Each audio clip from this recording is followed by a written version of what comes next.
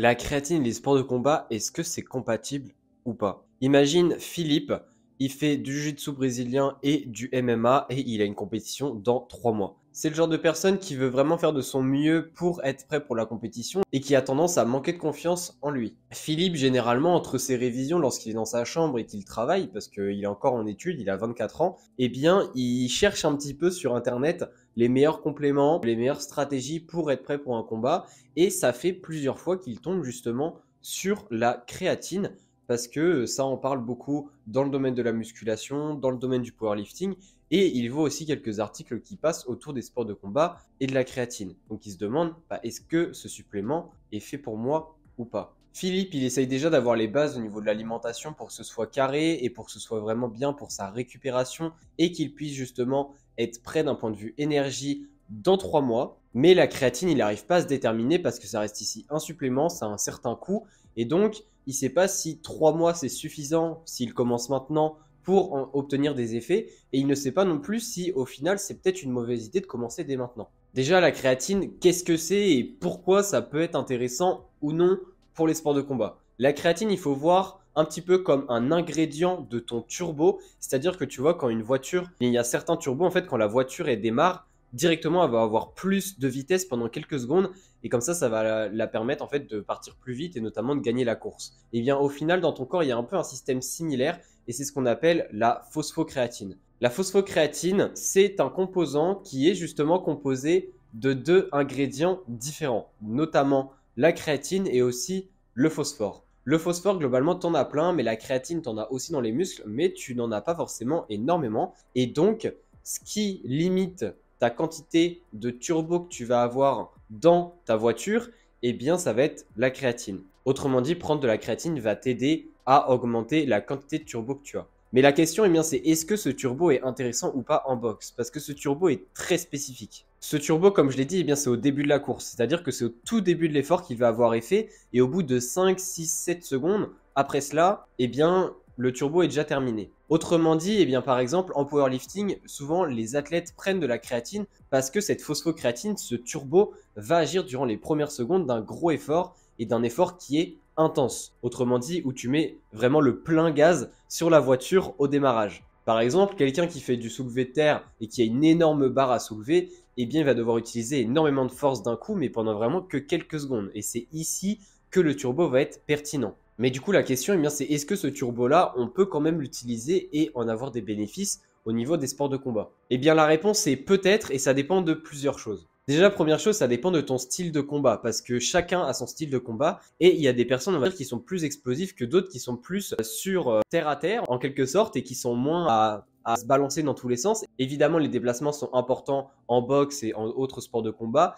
mais globalement, tu vois un peu ce que je veux dire et les styles de combat varient énormément. Si tu es une personne qui a vraiment un sport de combat dit explosif, là où tu fais vraiment des mouvements très rapides en quelques secondes, eh bien peut-être que la créatine sera plus intéressante pour toi. VS, si tu as un style qui est vraiment plus, je dirais pas passif, mais du moins un style plus défensif, où tu as tendance à moins faire des mouvements extrêmement rapides, ou du moins tu en fais quand même, mais tu en fais beaucoup moins. Un autre point qu'il faut prendre en compte, eh bien, c'est que à côté de cet effet de turbo, eh bien, le fait de savoir que tu as un turbo sur ta voiture, sans t'en rendre compte, tu vas au final peut-être aller plus vite. Et que le turbo fonctionne ou pas d'ailleurs. Et ça, c'est ce qu'on appelle l'effet placebo. Autrement dit, si tu prends de la créatine, eh bien, tu vas avoir le sentiment que ça va te faire des effets, que tu vas être plus fort. Et donc, même si, imaginons, ça n'a pas d'effet dans ton cas, ça va quand même t'aider à être plus fort. Et ça, c'est vraiment le pouvoir de l'effet placebo et c'est le pouvoir de ton esprit. Mais sauf que l'autre point qui est surtout important aussi à prendre en compte, eh bien, c'est est-ce que tu fais du travail de renforcement à côté? Parce que si tu vas à la salle de sport pour justement renforcer certains muscles,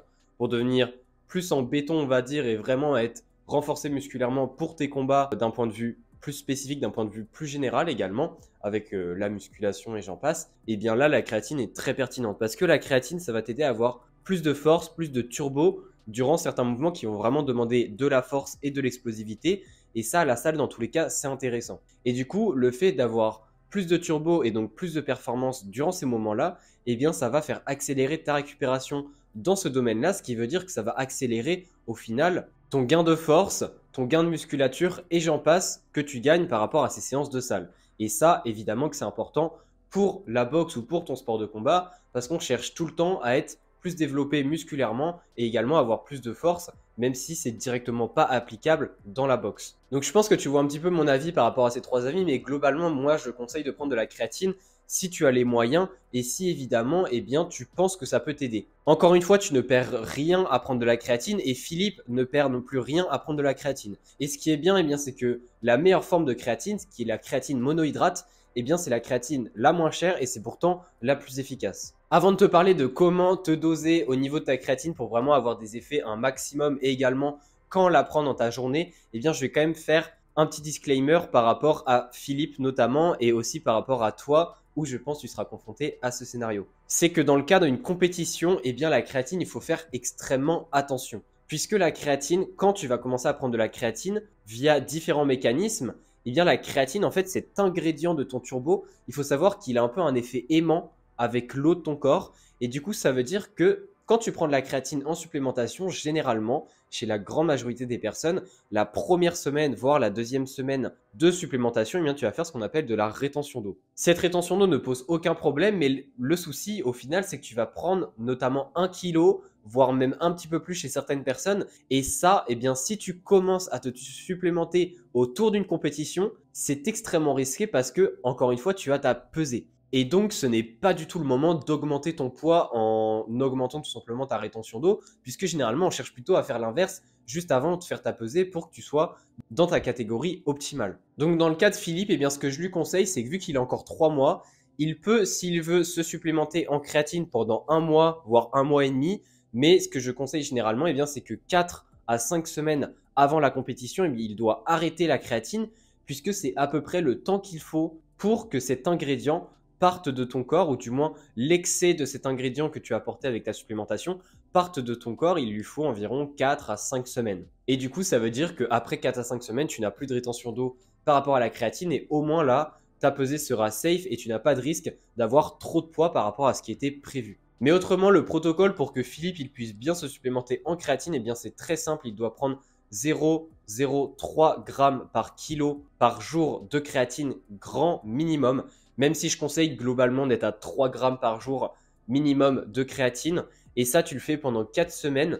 Et justement, au bout de 4 semaines, en fait, il faut te dire que tes stocks d'ingrédients de créatine dans ton muscle seront pleins après 4 semaines de supplémentation. Évidemment, l'idée, ce n'est pas d'arrêter la supplémentation après ces 4 semaines, c'est de la continuer. Tu vas toujours prendre la même quantité tous les jours. Mais globalement, c'est pour te faire rendre compte qu'au bout de 4 semaines, normalement, tu vas avoir atteint ton pic de concentration, de quantité de turbo disponible que tu vas avoir dans des muscles et donc possiblement eh bien, ça va encore t'amener à de meilleures performances VS durant la première ou la deuxième semaine de supplémentation. En d'autres termes, il faut que tu attendes environ 1 mois avant de voir les meilleurs bénéfices de la créatine par rapport à ce que ça peut t'apporter. Et globalement, eh bien, ce que tu dois espérer, c'est comme ce que je te l'ai dit, c'est des améliorations au niveau de ta force, au niveau de ta puissance.